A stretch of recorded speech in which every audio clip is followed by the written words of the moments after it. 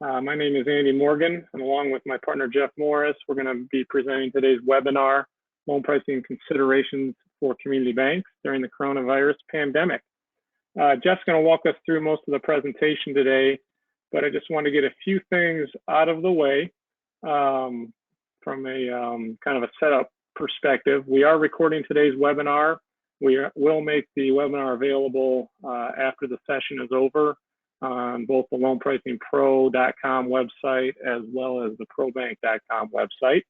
And we'll also follow up with some emails to all of the attendees today to let you know where you can go and watch the recording again if you want to show it to other members of your organization. With that little maybe one more thing, just to keep in mind, all attendees will be muted during today's session. There is a question box on your GoToWebinar control panel if you want to submit any questions during today's webinar. You can go ahead and do that. We'll try to monitor that question box and answer questions at the end of the session. And with that little background on the technical side, I'm going to turn it over to Jeff and let him get going here. Well, good morning, everyone, and Andy, thank you for working us through the technical aspect of this. I'm going to imagine our audience probably is also working from home and struggling with remote desktop connection issues as we are. But we're very happy that everyone is with us on this Good Friday morning. And I think we have some really good information to share with you. We're excited to do that. So thank you for taking some time out to be with us this morning. I'll move to the second slide in the presentation, which is our agenda for today. I'm going to talk a little bit about these immediately onset changes in the lending environment that's happened as a result of the coronavirus pandemic. And we're going to look at three major loan types that we believe and our clients have told us are really common issues today. Businesses as well as individuals were concerned about cash flow in the next coming months as businesses slow down and as people lose their jobs, all the different things that are going on as a result of the pandemic. A lot of people are kind of stacking up on cash just to make sure they've got what they need, both businesses and individuals, to get through this very tough time. So we'll look at that as a product type. We're going to look at the SBA's Paycheck Protection Loans. I know a lot of our community banks are very active in that area, and we're going to look at the impacts of those loan product types. And a lot of our clients have called us for support and questions as to how do we analyze with the rapid change in the interest rate environment and clients that are maybe very, very strong credits coming back into the bank and saying, hey, I've got this 5 or 7 or maybe even a 10-year loan that the bank made to me 2-3 years ago, perhaps. We're only a short ways into it. And, hey, interest rates have dropped. I want to see a drop on my loan rate. Even though it's a fixed rate long-term loan, customers are coming in and saying, hey, I want to see that rate drop. How do we deal with that? So that's going to be the bulk of the presentation. Forbearance is an issue that a lot of people are looking at, both business and retail, where perhaps for a 3 to 6 month period of time, we're going to be without cash flow on some of our loan products, and that's going to be a very challenging situation. And then just, on an overnight basis, the entire credit environment has changed.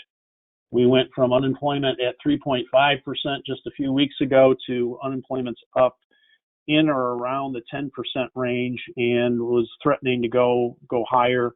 We've heard estimates, we may see unemployment up in the 20-25% range in a very short period of time. That's depression level unemployment. Unemployment being the best predictor of charge-off activity and the need for provisioning, even if we're not on a CECL basis. Those are all issues that we'll be talking about in the webinar today.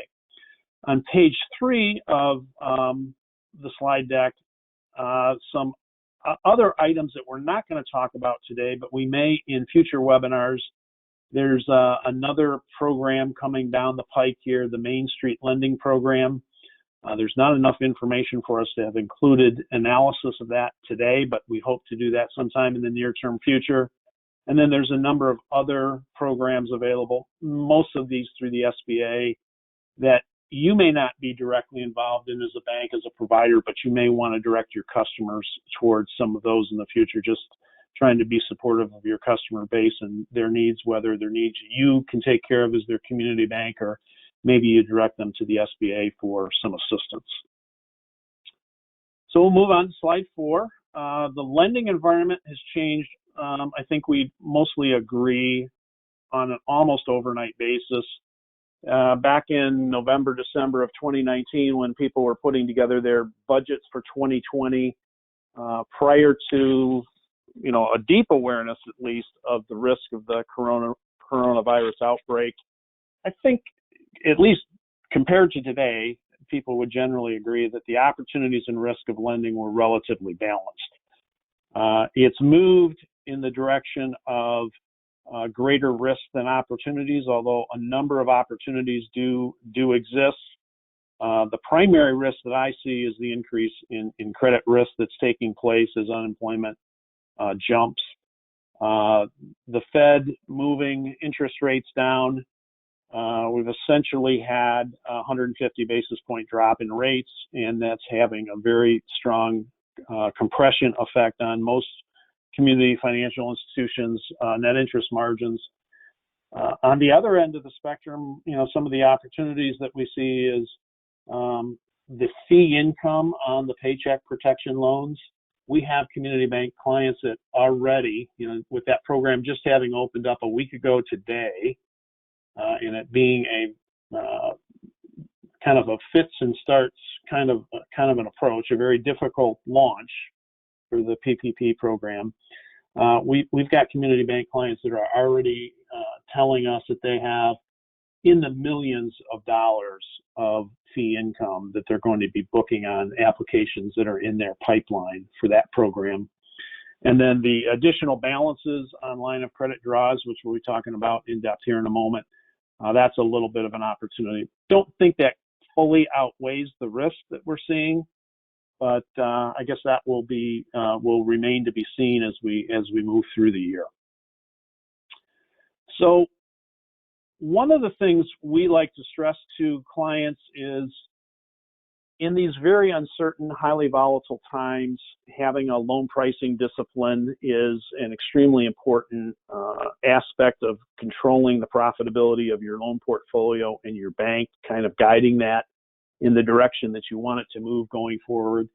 Whether you're using Loan Pricing Pro, whether you're using some other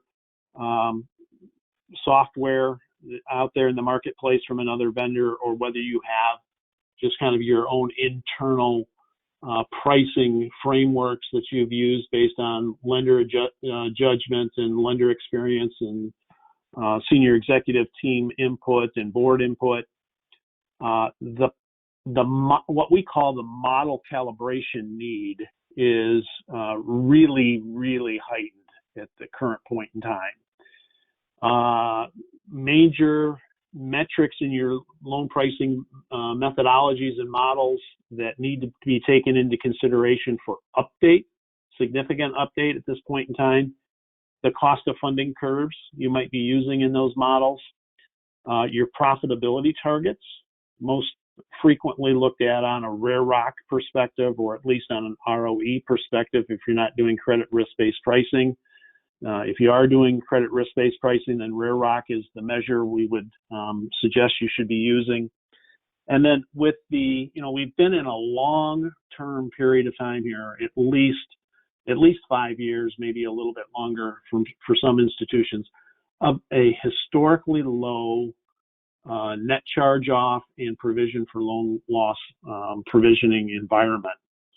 And we're slowly transitioning as an industry to CECL. I'll say that from a community bank perspective. The large banks are going to be recording CECL-based provision for credit loss numbers when they file their first quarter 2020 reports here in a few weeks, or maybe in 2 months, given the extension that they have to file those reports.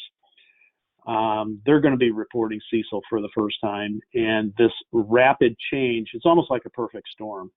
It couldn't have happened at a worse time. The increase in unemployment, the onset of the coronavirus, the change in the credit situation, and the expectation for increased charge-offs going forward. It is a perfect storm right now. What's going on there? All of these factors suggest that you need to be looking at your models and saying, are they set up the way they should be and need to be to capture these enormous changes, really, that are taking place in the market at the current point in time. So that's a little background on, we're going to be showing you how pricing models help you assess the profitability of these 3 major loan types today. Making sure that those models are calibrated appropriately for today's environment is really, really critical. We're working with our clients to make a lot of changes and a lot of updates to make sure their model is appropriately calibrated for today's situation. Just a little bit more on the challenges and the opportunities on slide 6. Your main opportunity is to support your long-term individual and business customers through this crisis and retain their long-term loyalty to your institution as we're moving forward. Participating in the government-sponsored lending programs, particularly the Paycheck Protection Program at this point in time, we think is a major opportunity for you. Expanding working capital facilities for existing clients is additional. Subject to credit risk changes, that is a potential opportunity as well. If you're an institution that has been working on building a CECL model and doing some annual parallel runs, perhaps with your incurred loss annual loss models, comparing apples and oranges through those 2 mechanisms, the current environment, current situation totally changes that. What you might have been predicting in either of those 2 models is got to be significantly upped at the current point in time. So just a little bit more on the challenges and the opportunities of the existing situation. Let's get into some of the model calibration issues that we find ourselves in at this point in time.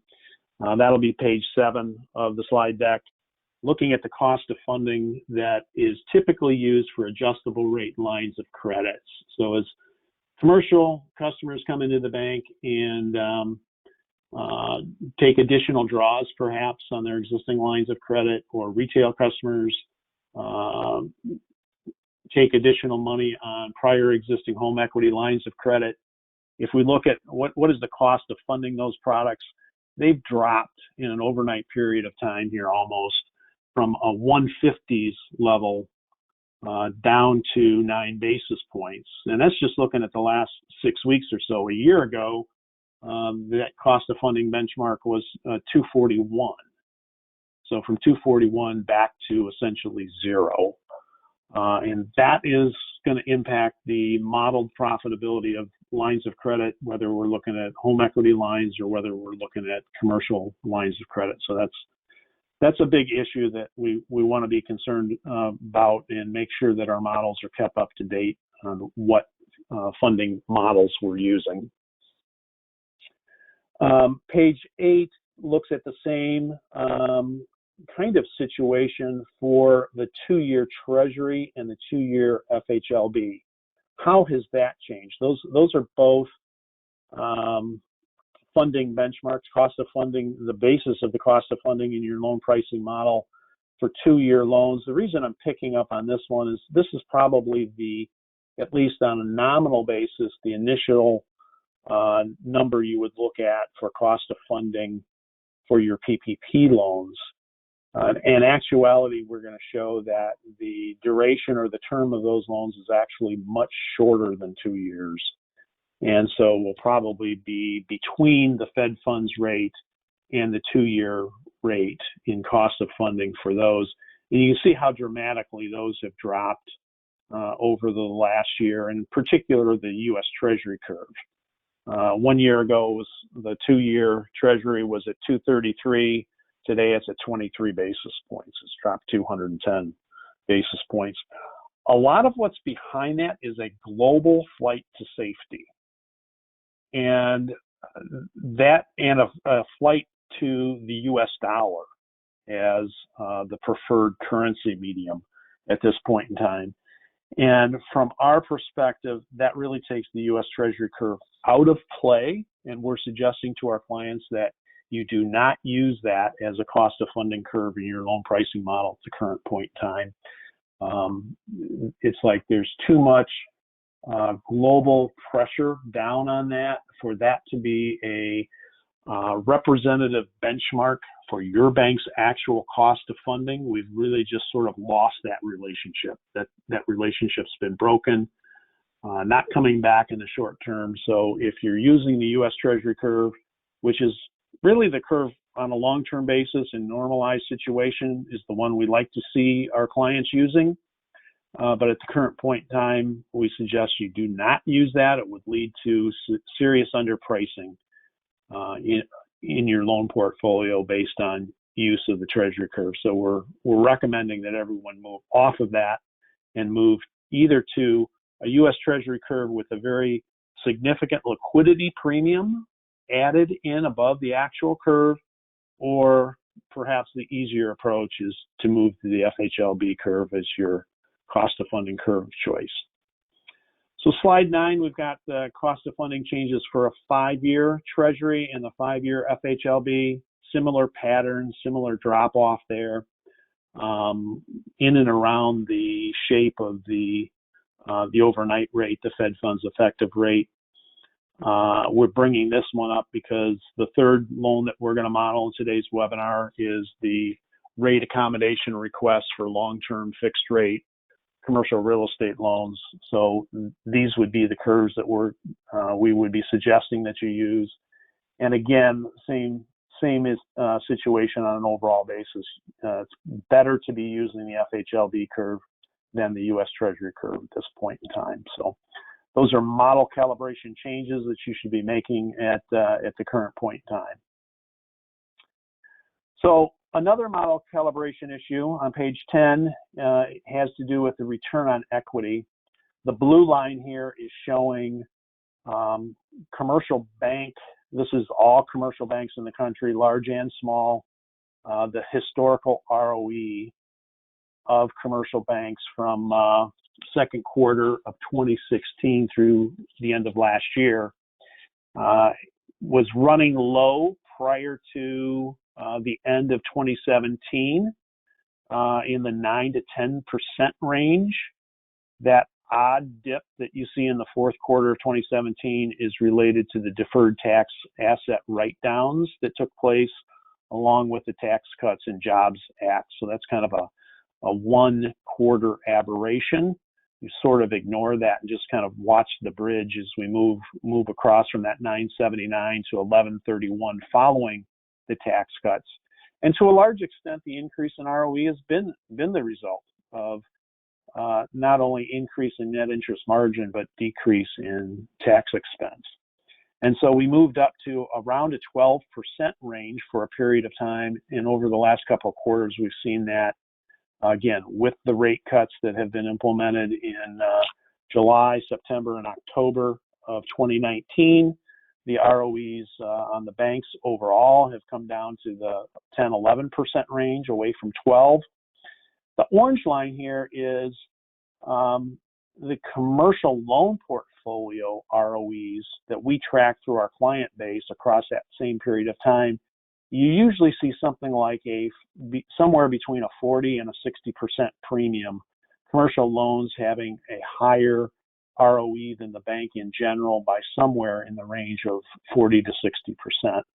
So those are considerations that we need to take into account to make sure that the ROE targets that we're shooting for in our loan pricing models are pointed in the right direction.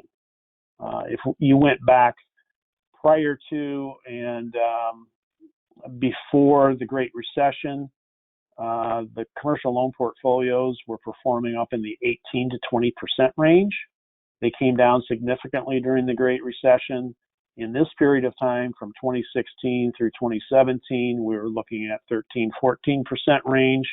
We kind of maxed out getting back to that long-term, long ago average of 18%. We got close to that in the third quarter of 2018. That was with all of the accumulated rate increases that the Fed had put in between December of 2015 and December of 2018.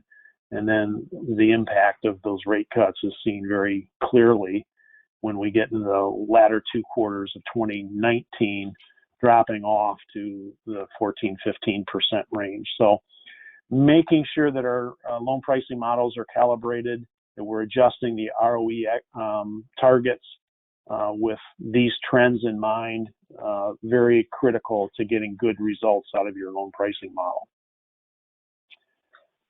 So we know that the credit situation is changing today.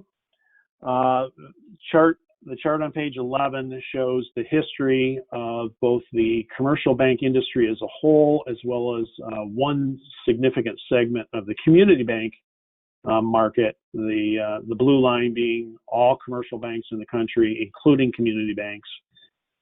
You can see that that is very heavily influenced or very heavily skewed based on the impact of the largest banks in the country, the largest 20 banks making up about 80% of total losses across that period of time. They peaked in 2008. Provision for credit losses peaked in 2008, part of the Great Recession, at about a 60%, 60 to 70% premium over and above the 209 of the community bank market. And I'm using here the 500 million to 1 billion asset category just as a single sub-segment of the community bank. It's a pretty good estimate or pretty good average for all community banks. And you can see that that was running lower before the peak, and it's running lower today by about 50%. So in most of our community bank loan pricing pro models, and probably in other models that are out there in the marketplace, 25 basis points has been kind of a maybe on the high side actually of standard for provision for credit loss assumptions inside your pricing model. And those are running at about half the industry average, and probably even a smaller percentage of the large bank average if we peeled out just the 20 institutions at the top of the upscale bank market.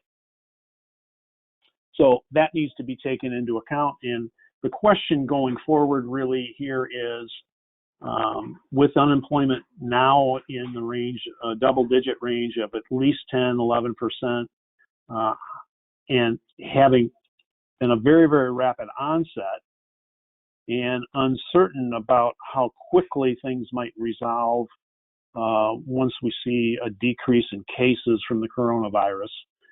How quickly will that ramp up? How long will it stay at elevated levels? And then how quickly will it ramp down? No one really knows the answer to that. In your loan pricing model, what you're going to need to be doing is increasing these provision assumptions to some level. Probably not back up to the 209, the peak of the Great Recession crisis, but probably something back in that direction, maybe halfway in that direction.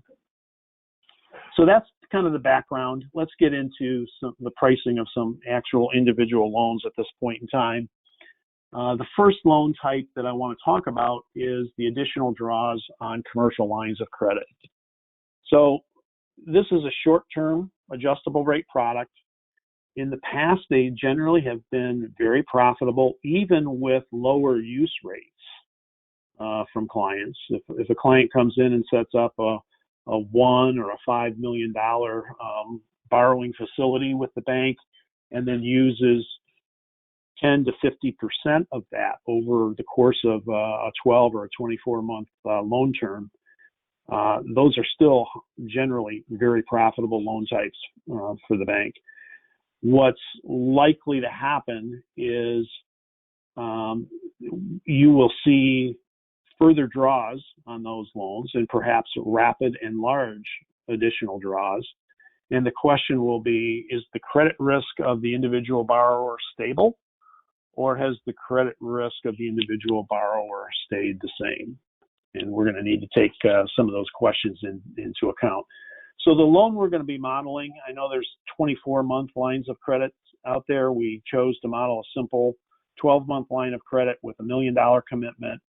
We're going to be using the FHLB curve for the cost of funding that loan. We're going to assume no fees. I know a lot of times there are fees on this. Hopefully you're able to collect fees on your lines of credit, whatever fees you pick up. And this being a short-term loan type, those fees are very sensitive, have a major impact on the ROE of those loans. So anything you might pick up in that regard will be making the picture look better than what I'm going to model today. So modeling things on a little bit of a conservative basis here. We're going to assume a stable average credit risk profile for the borrower, and that the nominal pricing is something around what you would traditionally look at as prime plus 1. So that's sort of just the background for the first loan we're going to model. What we've done here on page 13 is we've run that loan through Loan Pricing Pro. And what you're able to, let's spend a little time on this one. It's a commercial line of credit. It's got an adjustable rate. The commitment amount is $1 million. And for the case of this initial example, we're going to say that their historical use up to this point in time has been, about a third. They've been using $350,000 on that $1 million commitment. It was initially priced at 4.25. Today that would be prime plus 1. Its cost of funding, where it hits the cost of funding curve, is at the overnight rate. It's repriceable on a daily basis, and it's reevaluated annually. And as long as there's no significant change in the credit risk of the borrower, likely you renew that every 12 months and keep that relationship moving forward. Over here on the top right, credit quality, we're assigning an average credit quality grade to that for this assumption, and we're using the FHLB borrowing costs for the cost of funding. Standard costs for origination expenses, servicing expenses, and fixed overhead are being applied.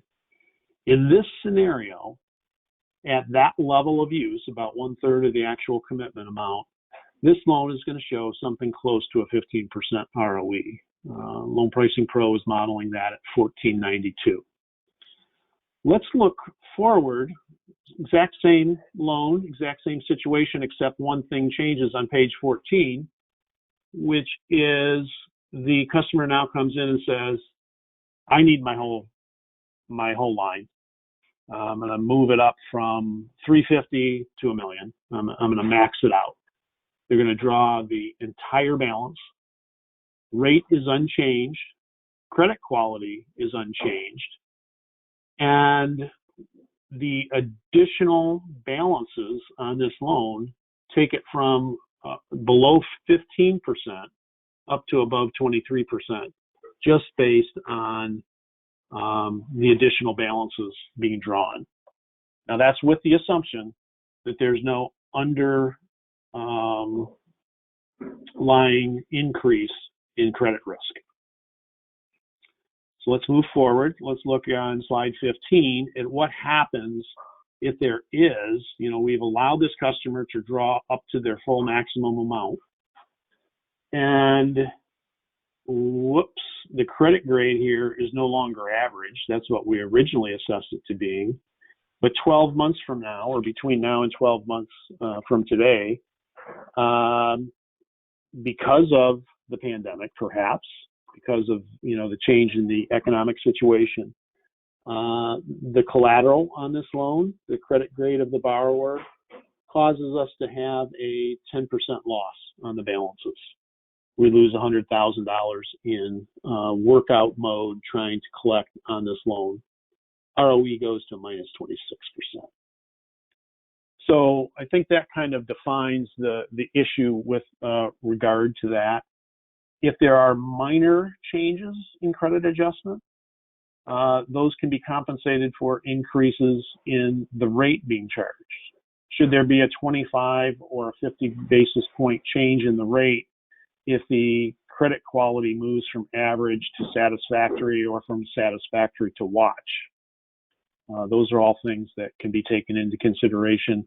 If you have the ability to renegotiate the rate as the customer comes in and borrows additional funds on the committed line, if you have the ability to cancel lines based on changes in the underwriting credit quality, those are all things you should think about, all things that you should look at here, because as the example points out, there's significant risk to the profitability of the loan facility if the credit quality changes, and it could be fairly significant.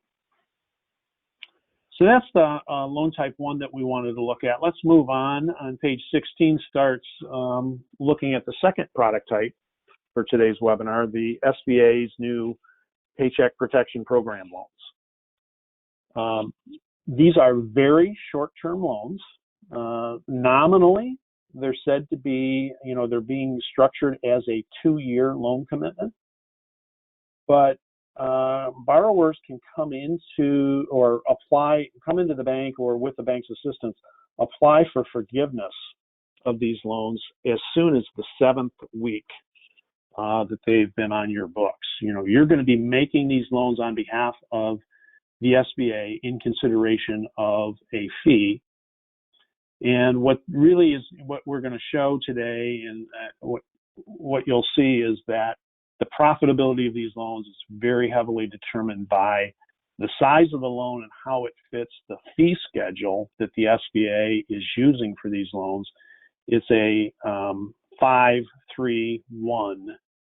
descending loan fee amount based on loan tranche sizes of $350,000, $1.2 million, and then $2 million or above. So we're gonna model 3 loans. Actually, I'm gonna model 4 loans for you. The maximum loan size here is $10 million. We'll take a look at the impact of a $10 million loan. We're being told, and you're being asked to believe, that the credit risk on these is 0. Maybe being an eternal skeptic, I always question that if the bank goes through a good faith effort of trying to determine that the individual small business borrower is actually using this money for approved purposes, primarily payroll support for a 10-week period of time, rent or interest on mortgage debt or other approved business expenses.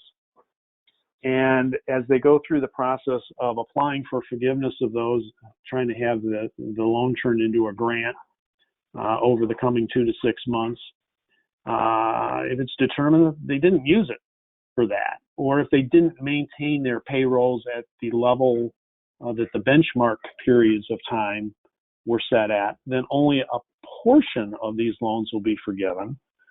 What happens to the remaining balances? Is the community bank on the hook for credit risk on any residual balances that might exist?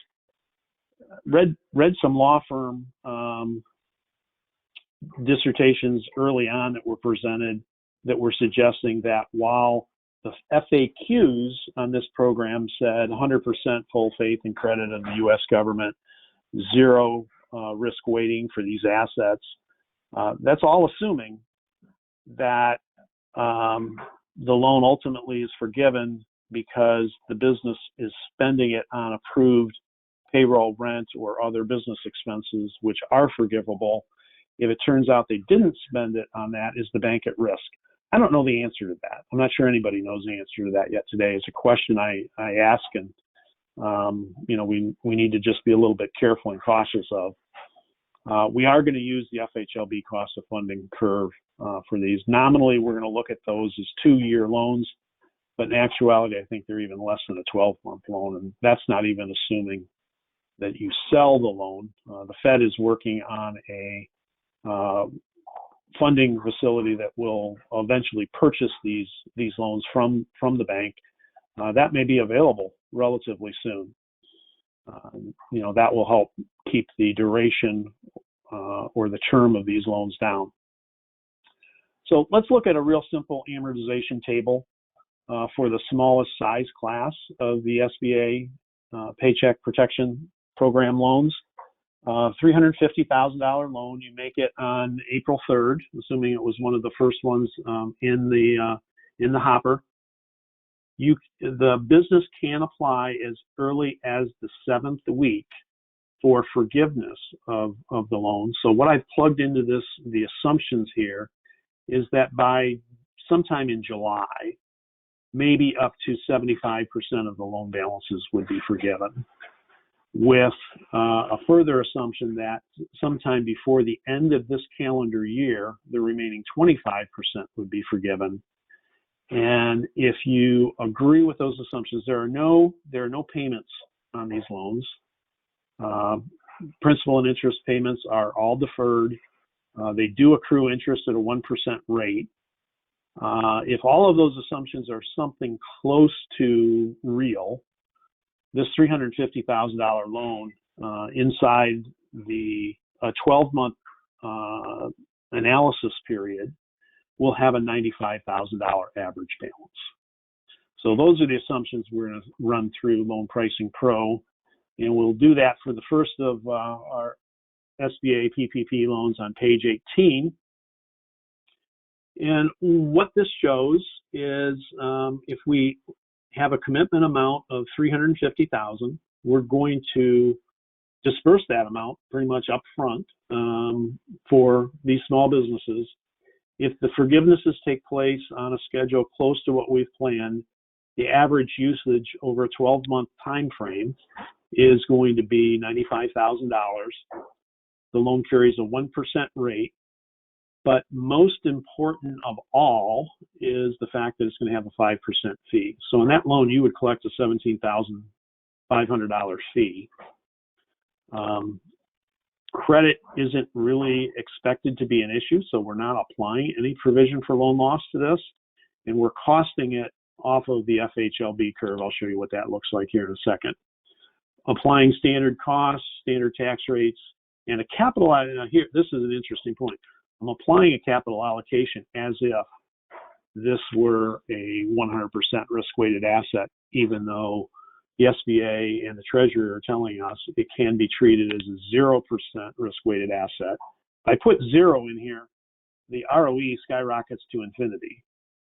But with this set of assumptions, and particularly based on the strength of that $17,500 fee, this loan produces an 83% ROE for the bank. Very, very high ROE on a very small loan balance. So what does that look like in an income statement viewpoint? And that's on page 19. You're going to make, over the course of the remaining portion of calendar year 2020, the bank is going to make about $14,600 on this loan, which is primarily driven by the $17,500 fee. There's just a few dollars of positive net interest margin on that. Hitting the curve at the point of a 12-month financing, we're treating that as having a cost of funding of 64 basis points. That by chance is probably, or by likelihood, is probably an overstatement of the actual cost of funding of this. You could go to the FHLB right now and borrow short-term at 16 to 19 basis point range. And if you wanted to do that, you have the capacity to do that to fund your participation in this program, that might be a great thing to do. That's going to further increase the ROE on this loan type if you have some specific like match funding in place that's coming in at a much lower short-term rate. So that's a possibility. These are conservatively stated ROEs, and they're very, very high, all because of the fee income that they're going to produce. Well, what happens if that loan size changes to $1.2 million? I'm just getting up above the starting point of the next size tranche for the PPP loans. So $1.2 million up front with forgiveness in 3 months and 6 months, let's say, brings the average balance actual outstanding on that loan for 2020 down to about $326,000 on $1.2 million. The fee level falls to 3%, but because it's a larger loan balance, the fee is on the original commitment amount of $1.2 million. You're going to collect a $36,000 fee on that loan. That's going to have about a 51% ROE. So lower than the smallest size class loans, but on a larger balance, it's going to create $25,000 of profit for you during the year, where the $350,000 loan creates about $14,000 of profit for 2020. Here's the income statement for the $1.2 million loan. I'm using the same 64 basis point cost of funding from the FHLB curve. Again, the profitability is driven by the $36,000 fee. There is a little bit of a positive net interest income. After paying taxes, $8,000, there'll be a $25,000 net income to the bank. What happens if we change the loan size up to $2.1 million? The cutoff is $2 million, where the fee now changes to 1%. The outstanding balance on that loan is estimated to be $570,000. The average balance for 2020 would be $571,000. That brings the ROE down to 15.31. So back in the range of what we normally see for commercial loan product types. And we're looking at just a $13,000 profit on that loan. So the fee being dropped to 1%. Now, keep in mind, we're just in the beginning range of the upper size class, the larger loan sizes at 2.1. So this is actually, that loan's actually going to have a smaller profit for you than the $1.2 million loan, because of the difference between a 3% fee and a 1% fee. So same kind of situation on this one. I'm looking at, let's go to look at the $10 million loan. That's the maximum loan size you can make. You have a 500 or less employee-based small business where the approved expenses, including 10 weeks of payroll costs, would justify a $10 million original commitment. I'm not sure how likely that is. I think that's a stretch to make all of those metrics fit. But if you do have an opportunity like that in your market, higher paid employees, maybe an engineering firm or a technical firm or something like that, $10 million loan would carry a $2.7 million average balance over the course of 2020. That's going to produce just a slightly higher ROE instead of the 15% we were looking at for the $2.1 million loan. We're going to have a 16% ROE, but the dollars of profit because of the loan size are going to be much more significant. That's going to produce a $67,000 profit in dollar terms. So very, very large, very big impact. Here's the income statement for that loan. Again, mid 60s, low 60s as a cost of funding. That becomes, the cost of funding considerations become pretty significant if you're looking at, doing a number of $10 million loans as individual loan types. Your fee income on that would be $100,000, and you'll keep $66,000, $67,000 of that for bottom line profit after taxes. So that's the loan. That's the PPP program. So I think we've covered that pretty much in all of its sizes. What my feeling is about that is you would prefer to make more smaller loans where you're going to be either in the 5 or the 3% fee category, then loans just slightly above 2 million. Those are not going to benefit you as much as some of the smaller loans. And the other thing is, once you've made these loans, your goal is going to be to get them off your books as quickly as possible. If the Fed comes along with a TALF-like facility, lending facility where you can sell these loans, or if you can just work with your borrowers to apply for and seek and receive loan forgiveness through the SBA and the Treasury at the earliest possible moment, it would behoove you to move these loans off your books as soon as possible. The lower you can get that average balance to be, the higher the ROE, the more the loan fee impacts off of the dollars being involved. So we'll close out the PPP program discussion on that point, and we'll look at rate accommodation requests. Now, these are situations where a long-term loan has been made, either a 5, a 7, or a 10-year loan, and maybe it's a year, 2 years, 3 years into its life, and sensing the opportunity to refinance, the customer comes into the bank and says, "Hey, listen, rates have dropped 150 basis points in the last 6 weeks. I need to see a decrease in the rate on my loan." So the key to evaluating these is going to be trying to control that the decrease in the reference rate for your cost of funding these loans is always greater than the decrease in interest concession that you provide to your borrower. That's the bottom line on rate accommodation request. So page 26 and 27 kind of just talk us through the loan types that we're looking at here. I'm checking my watch here and seeing that we're close to being out of time for our hour today because we started late. So I'm going to run through this one pretty quickly. Here is the analysis of that loan as it was originated 2 years ago. So what we're looking at here is we're looking at a 7-year loan for $5 million supporting owner-occupied commercial real estate that was made back on April 15th, about 2 years ago today. And at that point in time, it was made at a rate of 4.75, which quite honestly was skinny, low at that time. And at that time, it was probably appropriate that we evaluated it on the U.S. Treasury curve. Or assuming average credit, this loan by itself underperformed.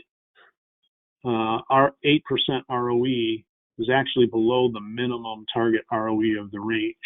The reason this loan was given to this customer at this rate is heavily impacted by the fact that this customer also had, they're coming in to borrow $5 million, but for a long-term average balance on their deposit products, they're keeping $1,250,000 in the bank. So a portion of this loan, at least initially, and then as long as that balance sticks, a good portion of the actual underlying loan amount over 7 years is actually self-funded. So that's the reason why this customer is getting a good rate there. With the profitability of their deposit accounts, the full customer relationship ROE is actually at 15%. Now that is below our targets, but not by a lot. And so this kind of goes back, the customer that's going to come in and request a rate reduction today is probably the customer that paid very close attention to rates and margins back when this loan was originated, very astute. They negotiate for the lowest rate they can possibly get. They're willing to shop it. They're willing to move. And you want this business rather than to see it walk out the door. And that's what happened 2 years ago. They priced this at the low end on the strength of the deposits, and the strength of the overall customer relationship ROE was within a range. At 15%, they were willing to accept that. Now, the good news is they had a prepayment penalty on this loan. So if we advance to looking at page 29 is just kind of a caution. If you're going to make a loan of this type where it's heavily based on the profitability of the deposits, you need to have a really good understanding of both the profitability of those deposits, what's the credit for funding of those. Back in 2018, a credit for funding of $1,250,000 at 2.25 would be very, very reasonable. Keep in mind that within this relationship, only a little bit more than 1/3 of the total profitability is coming from the loan side. 2/3 is coming from the deposit side. And so you need to just be sensitive and aware that that's the situation you've got here. So this customer comes in 2020, March of 2020 or April of 2020, and they say they want to refinance. And says, well, Joe, you've got a 3% prepayment penalty on here. If we collect the prepayment penalty from you, the ROE of that loan shoots from 8% up to almost 19%. The profitability on the deposit side being stable, we're moving total customer relationship profitability from an ROE of 15 to an ROE of 22. Of course, we've cut short the period of time that we're going to be looking at that over. We're now looking at just the 25 months that loan was in existence once it's prepaid or refinanced. You did very, very well. You initially went into that thinking that you're only getting 8% on the loan, 15% on the relationship. They paid the 3% prepayment penalty, and you got a 22% ROE all of a sudden on a very short-term loan of 25 months. Now, in reality, what often happens is there's negotiation around what portion of that 3% you actually collect and what portion you kind of defer, if you will, by when you refinance this, you keep the prepayment penalty in place in the replacement loan. So on page 31, we're looking at, okay, we've got to kind of recast things. We're going to analyze this loan today based on the FHLB curve.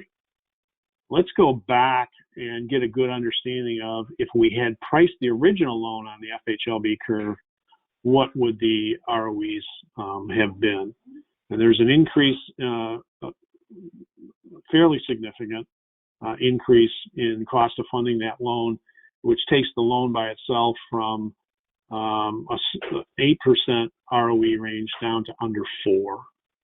That's the impact. So this becomes the new benchmark. When we reprice this loan today on the FHLB curve, this is the one we're going to go back and compare to and say, how are we doing on an overall basis? Page 32, we're looking at how profitable is that loan, assuming the 3% prepayment penalty applies on top of the FHLB rate, and the loan jumps up to 14%, the customer relationship jumps up to 18. So it's really demonstrating how important those prepayment penalties are, and that's an extremely important concept for you to take away from the webinar today. Page 33 contains our first look at repricing this loan today, moving it to today's rates and keeping with the FHLB curve as the cost of funding. The customer is requesting a 1% rate concession. The loan originally 2 years ago was at 4.75. They want to see it come down to 3.75. Can you do that? You're actually in a better position on an overall basis, looking at a 7% ROE on the loan and an 18% ROE on the relationship. Again, the caution applies here. You're assuming that those relationship deposit balances are going to stay because they're accounting for 63% of the profit in this relationship. You have to be assured that those deposit dollars are going to stick. So without a prepayment penalty, with a prepayment penalty, assuming that you continue to apply that to the refinance loan today, if they do the same thing to you, 2 years from now they come in, 2022, it's hard to imagine at the level of interest rates we're at today that that's a viable opportunity. But just to take a look at that, you're protected is the quick answer on this one. Your customer relationship ROE is going to be almost 20%. The ROE on the loan, a 25-month loan being paid off with a 3% prepayment penalty, is going to be 17%. You're protected on that one.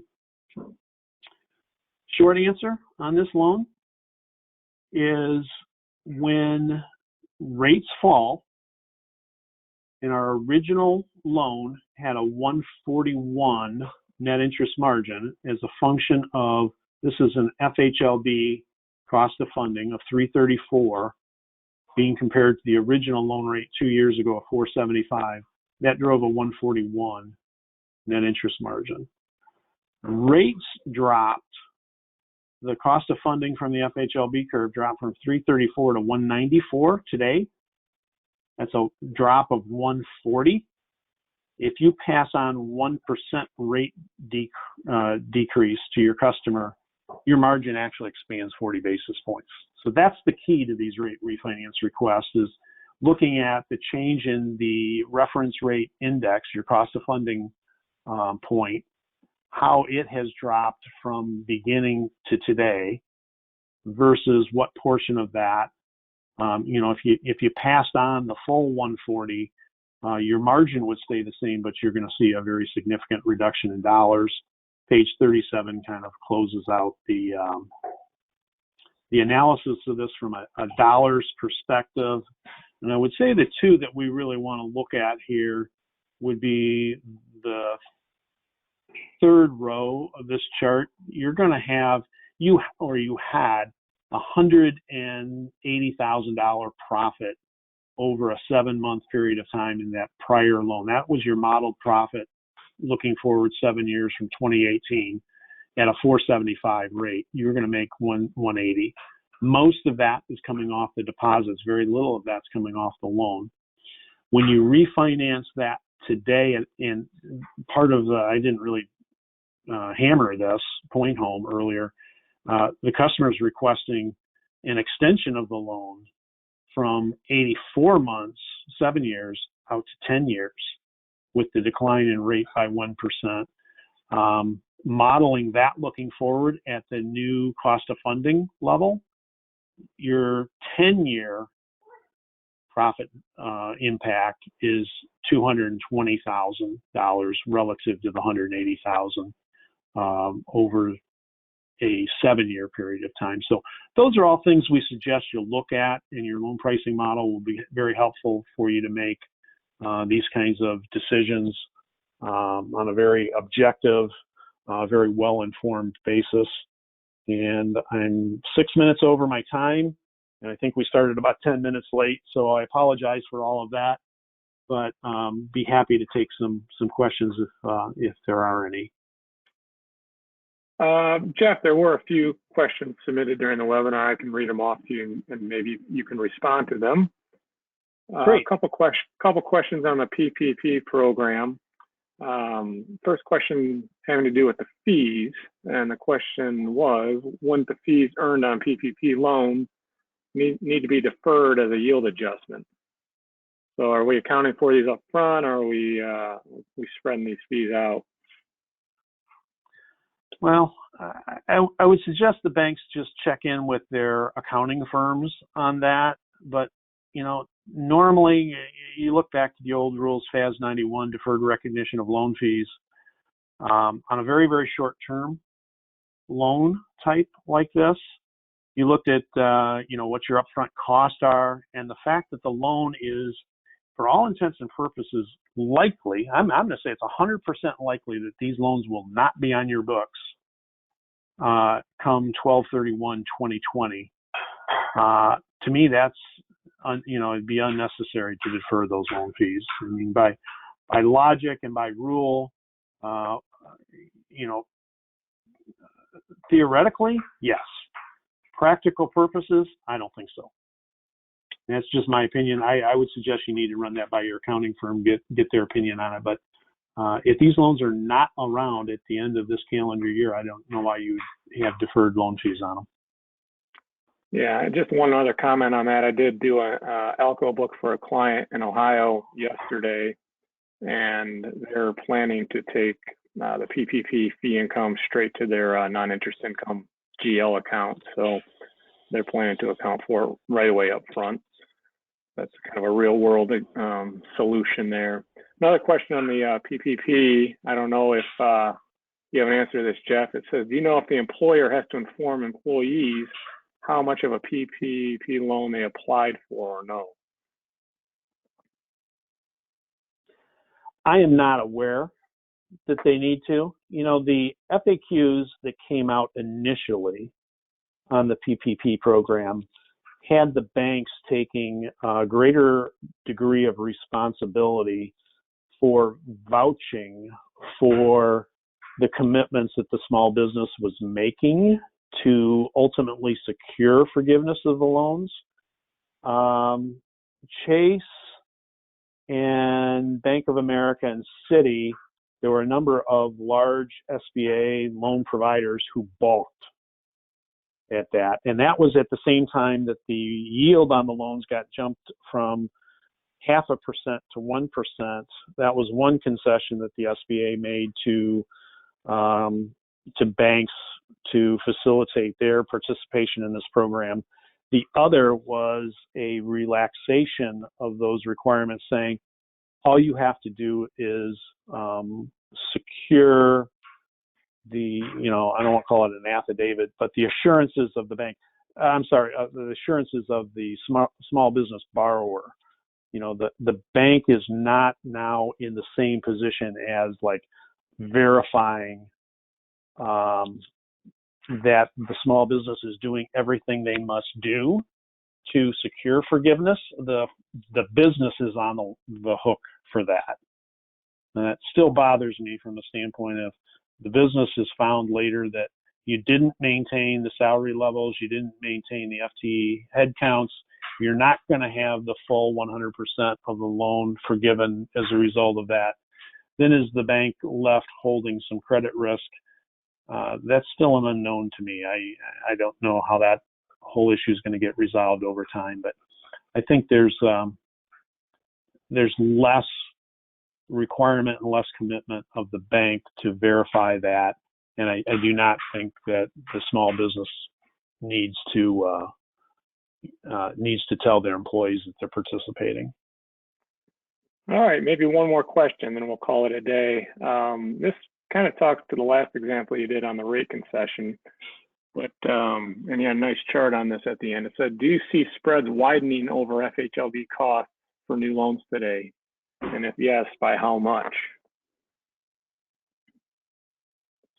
Yeah, that hopefully that example, and you can look at pages 36 and 37, 36 in particular, when you get the full slide deck. As Andy mentioned at the beginning, you can access the recorded version of the webinar today, plus the complete slide deck will be available for you for download probably, let's say, within an hour or so. Page 36 shows that, I think, quite nicely. If this customer had come in and said, listen, I want my rate to move from 475 to 3.25 current prime. Okay, that's 50 basis points lower than what I've modeled here. You would then be seeing a compression in margin of 10 basis points relative to the FHLB cost of funding at point of origination for this refinance loan. So it really that's the total key to these rate refinances, is how much of a decrease in the reference rate, how much of that do you pass on to the borrower? Your goal is to pass on the least amount necessary to convince the borrower to stay with your bank and in their loan with your bank. And that just is going to play out from a competitive market-based situation, as how well can you negotiate that? How loyal is your customer to you? In the example I showed, there's a 40 basis point expansion in the margin, but at a lower level. And when you see that, the next question I want to ask is, okay, what does that mean to me in dollars of profit terms? And that's kind of what we're trying to help you view on page 37 of the slide deck. So hopefully that's helpful information for you. All right, I think that wraps up the Q&A. Jeff, do you have any last comments before we end the session? If there, the Q&A page on the bottom, thank you very much for attending today's webinar. We really appreciate you spending part of your Good Friday morning with us. We think these issues are really relevant and really important. We're excited to share these with you. If you have questions, other loan types, or just, maybe more drill down on the kinds of things we talked about today, feel free to reach out to us, any of the avenues that you have there at the bottom of 38 of the slide deck. We've got an 800 number. You can hit us up by email through loanpricingpro.com, or either Andy or I individually directly at our email address is shown there. We'd be more than happy to talk with you about any questions you might have. And once again, thanks for attending. All right, and with that, I appreciate everyone's attendance. As Jeff mentioned, you guys have a great rest of the week and a great Easter weekend.